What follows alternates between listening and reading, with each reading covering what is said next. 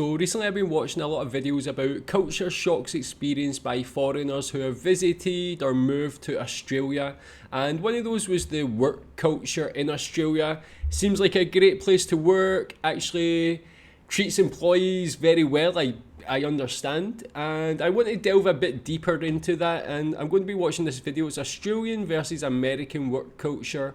Why is it so different? So yeah, as an Australian, tell me what you think about the Australian work-life balance, work culture, things like that. Tell me how it compares to other countries if you worked anywhere else. And yeah, let's watch this one to see how it compares to America. Like, the fact that annual leave is seen as a benefit in the US is crazy to me. Or, well, healthcare is also seen as a benefit, not a right. Anyway, I love you, Australia. Hey, what's up, you guys? Welcome back to the channel. Ashley here. I wanted to chat today about Australian work culture versus American work culture, which is something still to this day that I find so interesting and I still struggle with. There is definitely a lot of trauma built up still with just the American work system, so I really wanted to delve into and react to some Australian work culture videos. I've been living in Australia for over 2.5 years now. First 2 years in Tasmania, last 6-ish months been here in Melbourne and loving it, and good let's get into on it. Melbourne. So the first thing first, let's talk about the work hours in Australia. Now, work hours will vary depending upon the arrangements you have with your employer and the industry you are working in as well. Most of the full-time workers are expected to work around 38 hours per week, but sometimes you could be asked for additional overtime work hours. So this is interesting. So I do work full-time here in Australia, and I have worked full-time in a different position in Australia as well. I was a retail store manager full-time for a bit, and now I'm doing marine biology full-time, which is awesome because that's actually what I want to be doing with my life. But it's interesting to hear about the 38 hours. I don't know if this is, because I guess growing up in the States, I was always told, oh yeah, it's 40-hour work weeks, 9 to 5, 40-hour work weeks. So I don't know if it's just the way breaks are calculated and how that's different. I'm interested if people do get into that. But if we are generally talking about office hours, it's between 9 a.m. to 5 p.m. from Monday to Friday. I hope that these videos give a bit more context, because in the US it's very similar. Typical office hours are 9 to 5, but I'm curious to hear other countries what that's like, so that's not much different than what I'm used to. But it's interesting that he talks about overtime, because don't get me wrong, the US has so many different issues with wages and overtime. Like, I've talked so much about American tipping culture and wages and why that's a mess if you want to head up there. Getting paid for overtime, my retail job, I did not get paid overtime. They were very, like, we really don't want to ever have to pay overtime, so just do this instead. Like, finding any way possible to get around it. So I've actually never gotten overtime in Australia. So now usually the breaks are dictated by the Fair Work Act, which gives a complete guide regarding your breaks during your work hours. Yes, breaks are different here in Australia. You could be getting a 15-minute break. If you're working for, let's say, 7 hours, then you could be getting a couple of breaks, maybe one for 15 minutes and other one for half an hour or so. And if you're working even longer, then you tend to get even longer breaks. Yeah, basically they vary. And I don't know, is it different by state here in Australia? Obviously, I know very much like office jobs, retail jobs, and hospitality jobs, breaks are very different, so I feel like it's hard to give like a blanket, like, yes, this is the case for everywhere. To usually pay you a minimum wage set out by the Fair Work Australia. Fair Work Australia is a body that looks after workplaces here in Australia, making sure that the workplaces are treating their employees fairly. Yes, so interesting, because I mean, no surprise, but we don't have something like that in the US, where we have this body like Fair Work here in Australia that you can file complaints if you aren't being paid properly, or there's some shady stuff going on in the background, which unfortunately definitely happens. So that is definitely a massive difference here in Australia. Yeah, I guess that's like good protection for the employees and the workers in Australia, but just with regards to things like the working hours, the overtime, tell me how that is in your case. Does it vary by industry and things like that? I know that, for instance, when I watched that video about fly in, fly out, when you're working in that sort of role, that the days will be longer, of course, and that sort of thing. I don't know if there's overtime involved there, but in a sort of normal average job, do you get paid overtime? Is it always calculated correctly?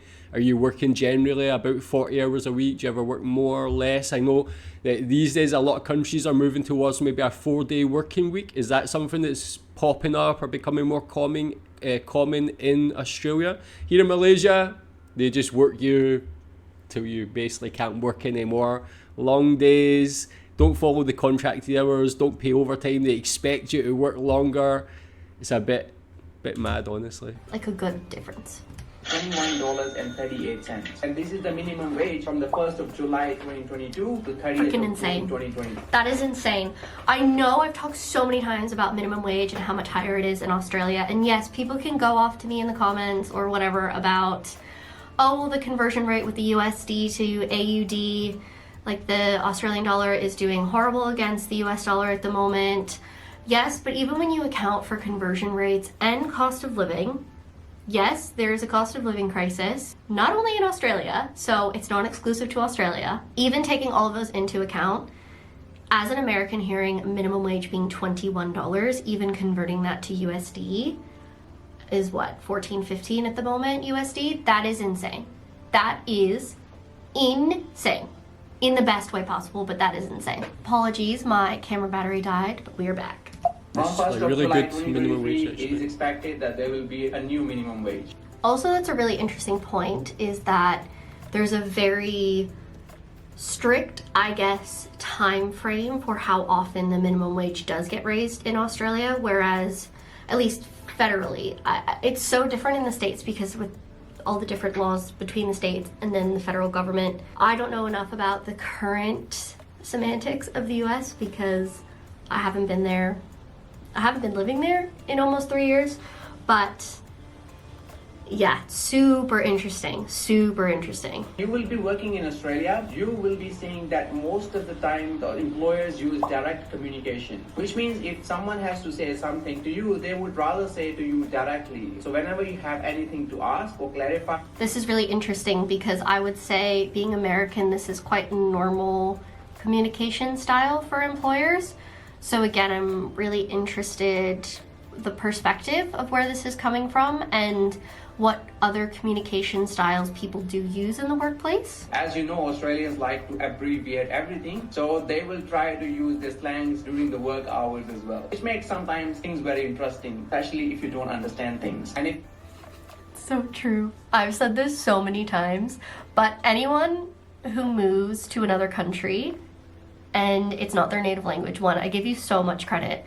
But me going from a native English speaking country to another native English speaking country, I was like, okay, I didn't think I would have to worry that much about it, understanding English. When I first moved to Australia, I never had so much trouble understanding the English language. It was actually quite insane with all of the slang. So I can't imagine specifically moving internationally, and that's not your native language, and trying to understand slang while also trying to like adjust That is to difficult a too, workplace especially here in culture as Malaysia. well. That sounds extremely stressful, and anyone who's done that, props to you, because that, oh my gosh, slang, still to this day, there are so many things I have no idea what Australians are saying still. I have no idea.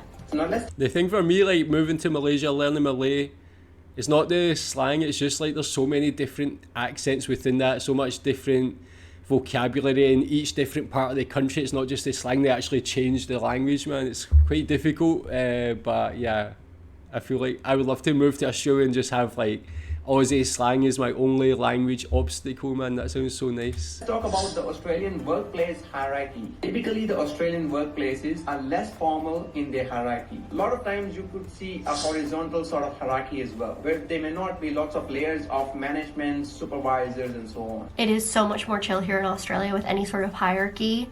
Like I've mentioned before, like in the States, it's very accustomed to people want to be addressed with like, oh, Dr. so-and-so, whereas here it's just like, just call me by your, like my first name, I don't really care. It's a lot more relaxed and informal. Even emails, like the emails I send out here are so different than the ones I would send out in the States. It's very much using nicknames or like very informal emails with like no dear so-and-so or hello so-and-so. It's literally just like a sentence and not even like a send off, like a thanks or anything. You just hit send. It's quite crazy. I've become really accustomed to it, and it's quite relaxing in a way. What's the word? Just easy to get used to. It's very comforting. But having that lack of hierarchy, actually, I think is a good thing. I think it's actually conducive to having more productive workplaces as well. Like here in Asia, I can generalize a bit more to Asia, but here in Malaysia, it's definitely more hierarchical, and you find that as it goes up the levels, the different levels don't want to be questioned or challenged and things like that. They don't really accept new ideas as easy when you've got that more horizontal work hierarchy. I think it's more like people can share ideas more. It's definitely more productive in my experience. Tell me what you think about that. Or a horizontal sort of hierarchy, which means let's start talking about Australian workplace diversity. As you know, Australia is a multicultural country with 1 in 4 Australian born overseas or their family born overseas, which makes our Australian workplaces diverse and very multicultural. Australia, you will be working with people from all different type of backgrounds. Oh, Luna's here. Hello. Nope, that is not anything for cats to play with. I did not know that 1 in 4 Australians are born overseas.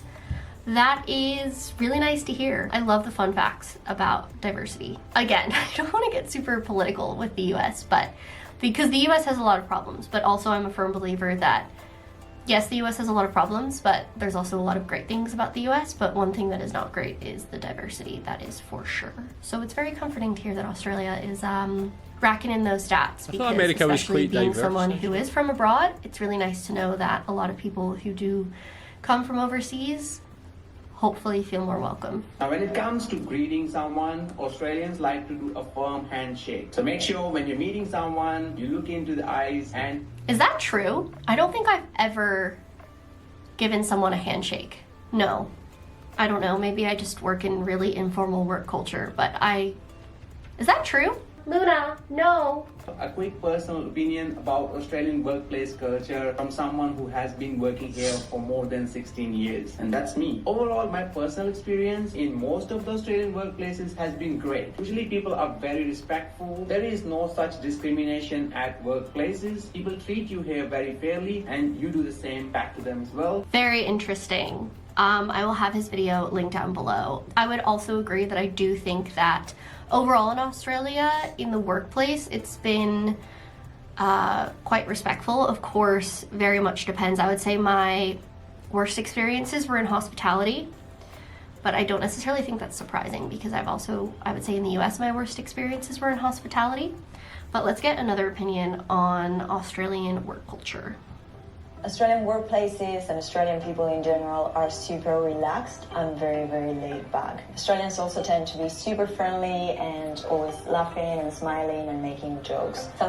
Sometimes too relaxed. I would argue there has definitely been times in the workplace here in Australia where I'm like, please care more, please. Please, I'm going insane. I feel crazy that I care so much. Please care more. Why are you so laid back? But I mean, that's also very much like the very New York uptight work culture that I'm used to in the States, being very, very fast-paced, and not mentioned in the first video, but just the fact that I feel a lot more comfortable taking time off work and knowing that I will not lose my job. And annual leave accrues and time in lieu and all of that stuff, having a lot more allocated. All of that is still a shock to me, but I love it so much. Thank you, Australia, because oh my gosh. Like, the fact that annual leave is seen as a benefit in the US is crazy to me. Or, well, healthcare is also seen as a benefit, not a right. Anyway, I love you, Australia. You call everyone by their first name or nicknames, and if you have a bit of a long name, for example, if your name is Susan, they're going to call you S, so they call you by your initials. I've not experienced that with initials. Is that true? I've never heard that before. My name's actually quite easy to have a nickname. It's just, Ash. Another great thing that I love about working in Australia is that workplaces tend to be very multicultural. So it's likely that you'll have colleagues from all over the world, but also colleagues who are from your same country and...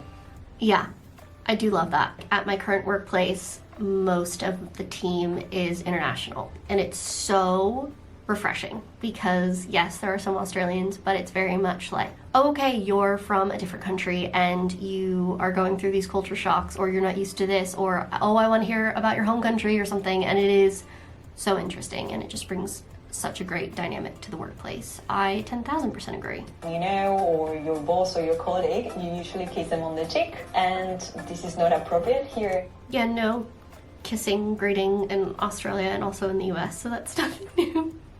No.